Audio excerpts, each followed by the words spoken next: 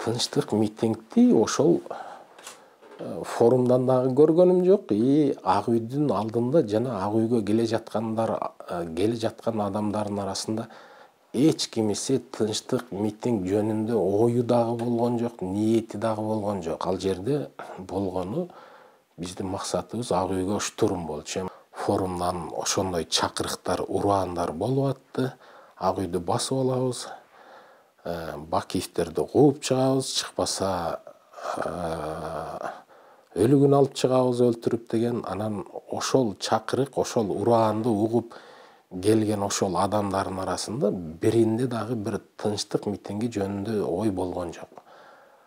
13 жыл бою апам сактады. Мен азыр апам 85 жашта.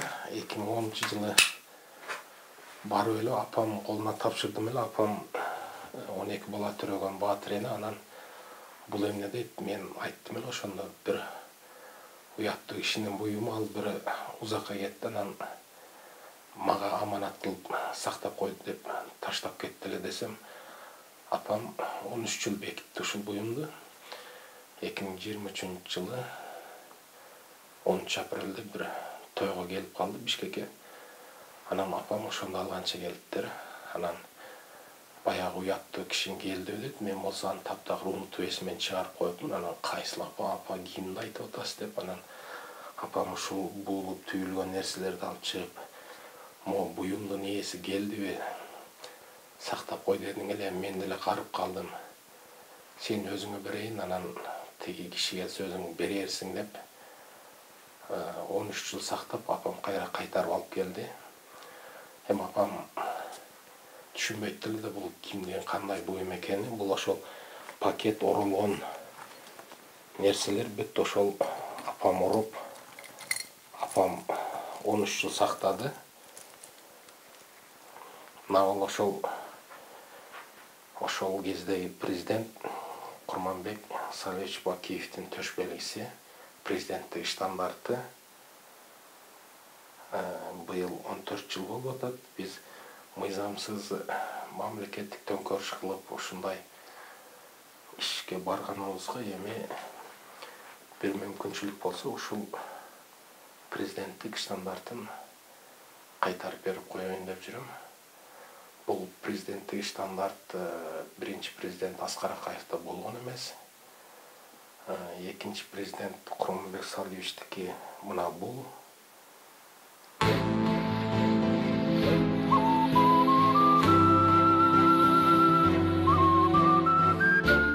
Тынчтык митингди ошол форумдан дагы көргөнүм жок.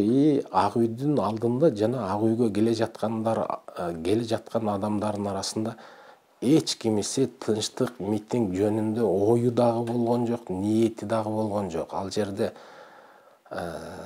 тынчтык митинги, анан тынч митингге чыккан жарандарга ок атуу, ал жерде эч кандай митинг жок. Ал жерде болгону биздин максатыбыз Ак үйгө штурм болчу. Эми штурм кыргызчасы бул Ак үй чабуул.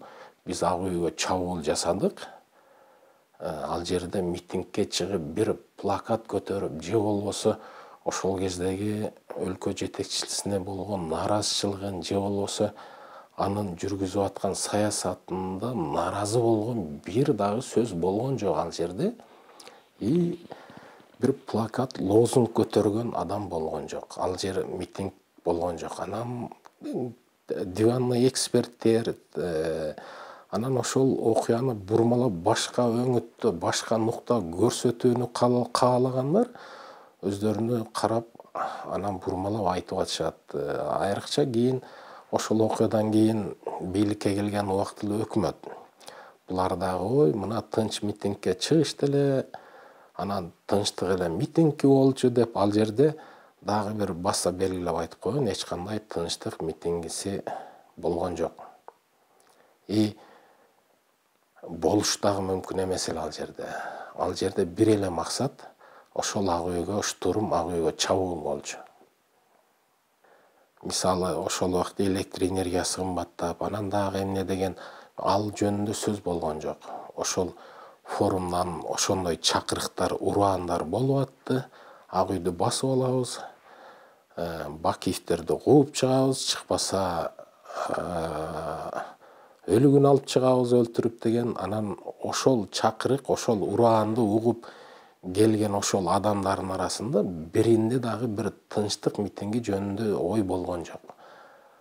Кадимкидей чабуул болду. Аны тынчтык митинги деп айтуу мүмкүн эмес. Эми үйүндө жаткандар же болбосо тарыхты кайра башынан бир бурмалап жазгысы келгендер, болбосо ошол өзүн тынчтык митинги, анан ошол революцияны жасап, ошондой баатыр көрсөткүсү келгендер мүмкүн эми жазса жазып атышат, айтып да келатышат. Мен ошол окуяга түздөн түз катышкан адам катары баса белгилеп айтайын, ал жерде эч кандай митинг болгон жок. Эч ким митингке келген жок ак үйгө. Ак үйгө келиштин максаты бир эле максат болчу, ошол ак үйдү басып алыш, бийликти кууп чыгыш, анан бийлик чыкпаса ошо талкалап жок кылыш. Ошол эле, башка эч кандай план болгон эмес, башка эч кандай иш-аракет, эч нерсе болгон жок. Бир эле максатта келдик, ошону талкалап, штурм кылып, чабуул коюп басып алыш эле максатында. Сиздер площадька келгенден кийин, ошо аякка келгенде куралдардан ок атуу кайсы мезгилде башталды?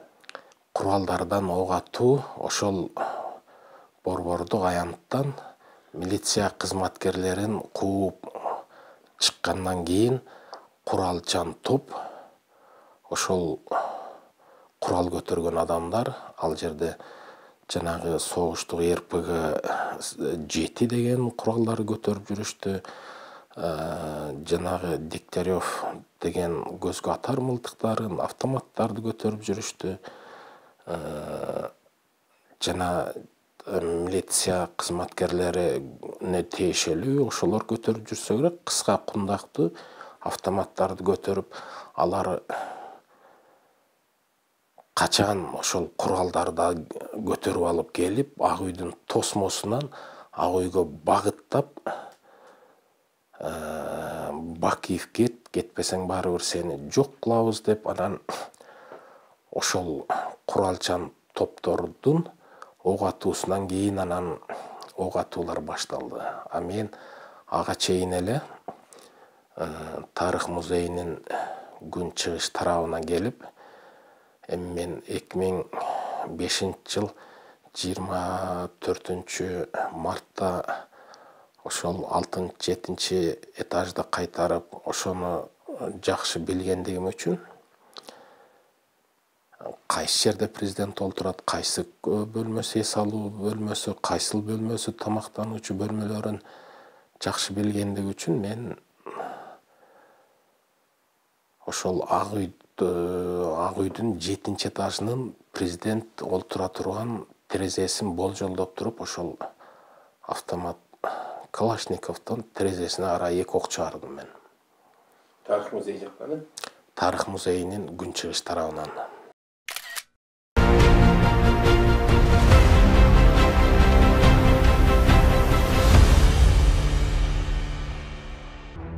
Урматтуу эл журт, урматтуу достор, эртеби, кечпи, акыры чындык ачыкка чыгыш керек.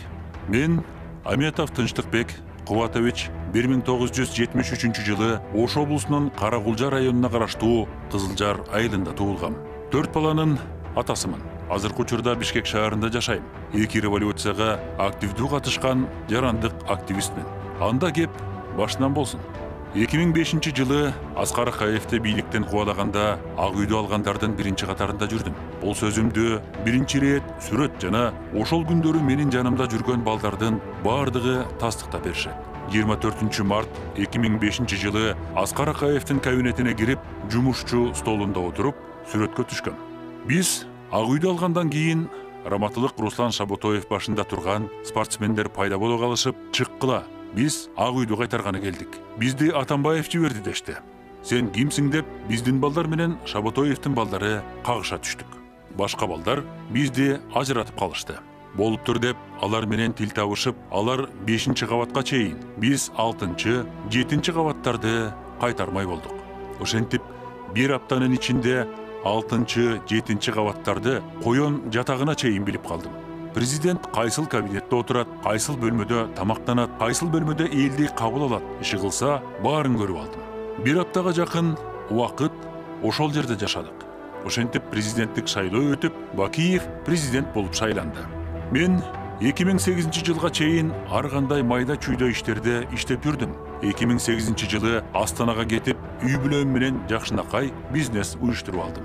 2009 жылы эл тараптан биздин дареке капачылыктар айтыла баштады. Силер Бакиевди бийликке алып келгенсиңер, аныңар уурдап атат, үй бүлөлүк башкаруу болуп кетти, канкор болду деген дооматтар айтылып жатты. Мен өзүмдү Бакиевди колдогонум үчүн ыңгайсыз, күнөөлүү адамдай сезип жүрдүм. 2010 жылы 17 мартта Кыргызстанга келдим. Ошол мезгилде оппозиция элди көтөрүлүшкө чакырып жаткан эле. Көтөрүлүшкө катышайын деп 30 мартта травматика тапанча сатып алдым. Бакиевди кетирип, 2005 жылкы күнөөбүздү жуулуу деп балдар менен кеңештик. 7 апрель күнү эртең менен форумдун алдына бардык. Ал жерден баарыбызга автоматтарды жана гранаталарды таратып беришти.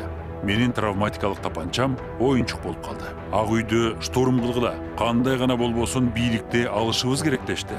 Автоматтарды алып, ак үйдү көздөй жөнөдүк. Ак үйдүн жанына келип, дароо эле биринчилерден болуп, Бакиевдин терезесин мен аттым. 2005 жылы Акаевдин кабинетин алганда бардык кабинеттерди көргөм. Бакиев кайсыл кабинетте отурушун билет элем. Бир аздан кийин артыбыздан жете келген тарапташтарыбыз туш тарапты аткылап башташты.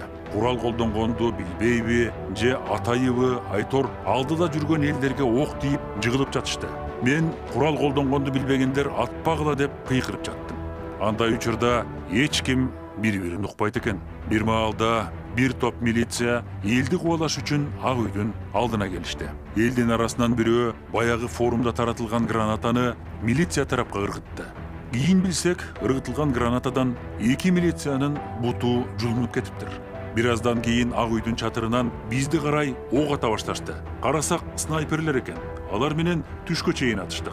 Бир маалда Бакиев качып чыгып кетти деген кабар келди. Биз дароо эле ак үйдү штурм менен алып, баякы президенттин кабинетине кирип бардык. Айнектекчеде кутучада президенттин төш белгиси турган экен. Мен алып, чөнтөккө салып койдум. Терезени карасам, талкаланган. Менин огум терезени талкалап, дубалдан рикошет менен барып, бурчка тийгенин көрдүм. Эсиңерде болсо, Бакиев ушул күнгө чейин айтып келет. Менин кайсыл кабинетте отурарымды билген бирөө аткан. Октор жаап баштаганда мен башка кабинетке которулуп кеткем деп Бакиевдин айтканы бар. Ошол билген жана Бакиевдин терезесине биринчи ок чыгарган мына мен болчумун. Мен аткам. Когда пошли стрельба в мое окно, когда снайпер целенаправленно стрелял в мои окна, но чисто случайно не попал в меня. Мен муну менен эмнени айткым келди? 2010 жылдары төңкөрүш дейбизби же ыңкылап дейбизби, эки тараптан күнөөлүүбүз.